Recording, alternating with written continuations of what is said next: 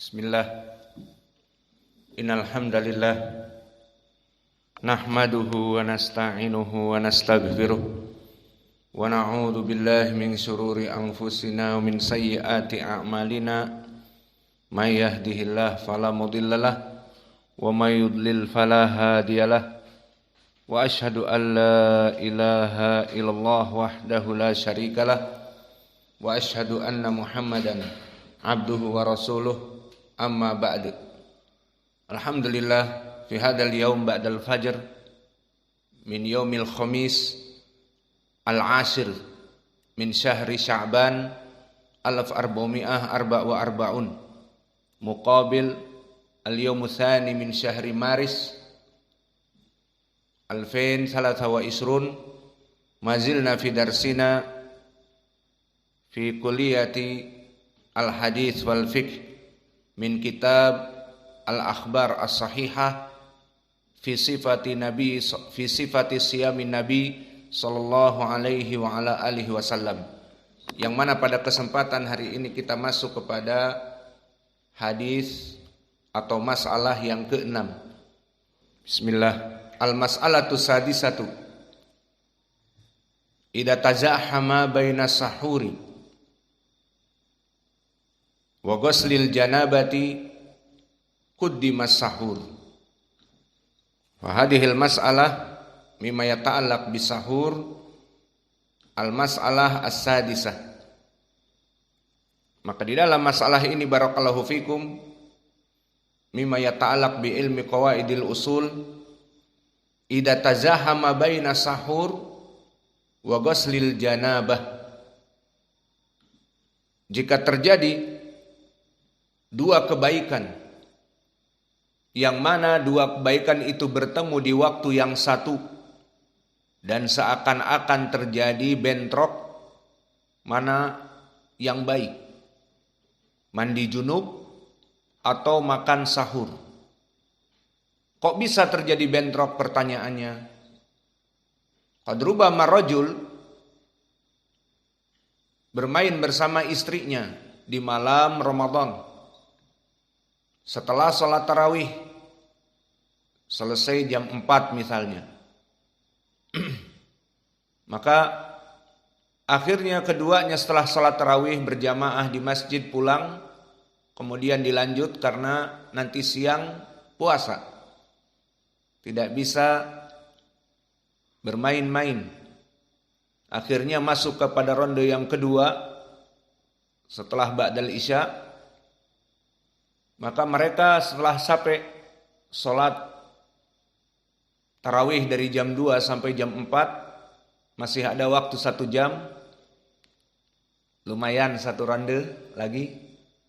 Akhirnya mereka setelah itu tertidur. Di saat bangun, waktu tinggal 10 menit kurang ataupun lebih. Maka 10 menit itu waktu untuk sahur. Dan 10 menit itu waktu untuk mandi junub sebelum sholat fajr. Maka di sini dalam waktu 10 menit tazahama, terjadi busy, terjadi kesibukan antara dua kebaikan. Kebaikan yang pertama adalah kebaikan dia melaksanakan sahur, dan ini hukumnya sunnah. Dan kebaikan yang kedua adalah melaksanakan mandi junub, dan ini hukumnya wajib. Maka dalam waktu 10 menit ini mana yang didahulukan? Makan sahur atau yang wajib mandi junub? Maka ini permasalahan berhubungan dengan qawaidil fiqhiyah, dan jawabannya semuanya telah ada di dalam hadis. Maka dari permasalahan ini, kenapa dikemukakan oleh penulis dari berbagai segi. Segi yang pertama, tibyanan lil awam minal muslimin bi anna idrakal fajri minal janabah laisa minal madmum fi syariah wala mimma yanqusu al ujur wala minal muftirat fi siyam. Penjelasan ini sengaja dibuka oleh penulis untuk menjelaskan kepada awam. Orang-orang awam, apa pendapat mereka? Pendapat mereka barang siapa yang mandi junub, barang siapa yang masih junub, kemudian adzan fajr, diterima tidak puasanya? Tidak diterima. Itu menurut awam. Dan itu banyak difahami oleh mereka. Seseorang yang junub kemudian belum mandi dan terdengar adzan, maka ya Allah, puasa kita tidak diterima. Itu keyakinan mereka. Dipikirnya puasa itu seperti hadas, seperti wudu, tidak diterima kecuali dengan mengangkat hadas. Apalagi di sini junub, hadas besar mughalladhah, masuk kepada kita fajr dan kita dalam keadaan junub, hadas besar, maka orang-orang awam memandang tidak diterima puasanya. Fahim tum? Maka pembahasan ini kita bahas tibyanan lil awam minal muslimin bi anna idrakal fajr minal janabah laisa minal madmum fi syariah wala mimma yanqusul ajr wa laisa mimma yunaqqisul ajr wala minal muftirat fi siyam. Ingin menjelaskan dengan masalah ini hadis-hadis yang berhubungan dengan ini, bahwa seseorang yang terlambat untuk mandi junub kemudian masuk kepadanya adzanul fajr, maka tidak mengurangi pahala puasa, bahkan tidak membatalkan puasa. Puasanya diterima. Dan permasalahan yang kedua dari penyebab kenapa masalah ini dikemukakan, dimasukkan kepada bab sahur, selain tadi penjelasan kepada kaum muslimin bahwa perkara itu tidak membuat keburukan di dalam syariah, maka yang kedua, takdimus sahur aula min ghuslil janabah fi waqtin dayyiqin. Maka jika kita melihat mana yang lebih baik sahur, hanya sunnah, bukan wajib. Ghuslul janabah wajib. Maka di sini ingin menjelaskan penulis, tidak semua yang namanya wajib harus didahulukan. Misalnya mandi junub, didahulukan dalam 10 menit itu. Akhirnya dia memanaskan air, kemudian setelah memanaskan air, masuk ke WC 10 menit. Habis. Apalagi rambutnya panjang, keramas, dan sikat gigi dan sebagainya. Maka selesai dari mandi, waktu tinggal 2 menit. Tidak cukup untuk sahur. Maka dia lebih mendahulukan mandi junub, karena dia itu wajib, sahur adalah sunnah. Allah gampang sunnah. Yang penting wajib dulu. Maka dibahas pembahasan ini agar tidak gagal faham dan tidak gagal fokus juga, karena pada saat itu terjadi kesibukan. Dia bangun 10 menit lagi. Dia memilih antara 2 perkara yang tidak bisa disatukan dan duanya kebaikan. Memilih mandi junub yang wajib atau memilih sahur yang mustahab. Maka di sini kita kemukakan karena membantah juga dari persepsi kebanyakan manusia bahwa kewajiban lebih didahulukan daripada yang sunnah. Akhirnya mereka mengedepankan melaksanakan mandi junub dan lebih baik tidak sahur. Yang penting mandi junub.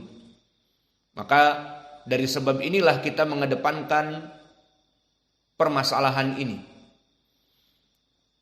Maka oleh sebab itu barakallahu fikum, dari permasalahan ini jelas. Idza jama'a rajul ahlahu fi lail min layali Ramadan, tsumma nama qabla an yaktasila minal janabah.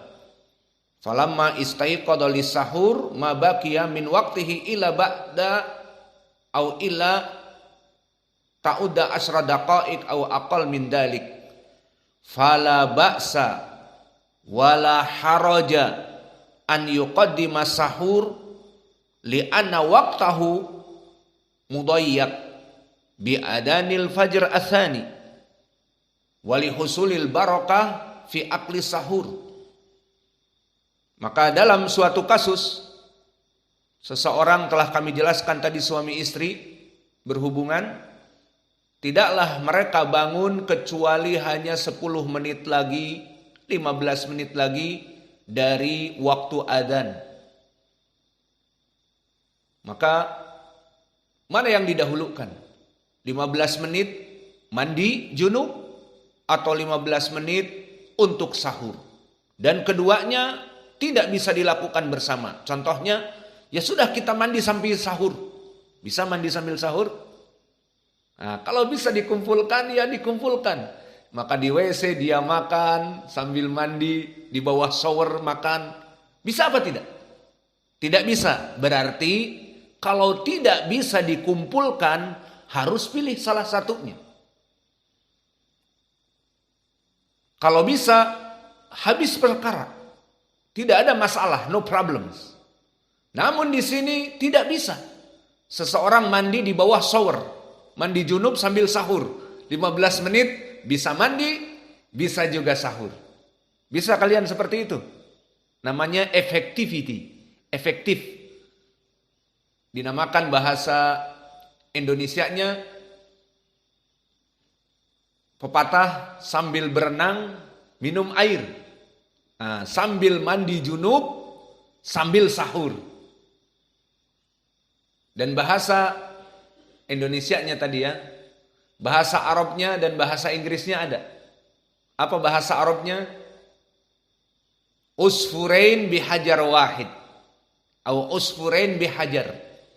Dengan satu lemparan mendapat 2 burung.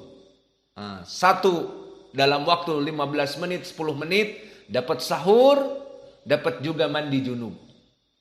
Itu jika bisa dijamak. Dan in English apa?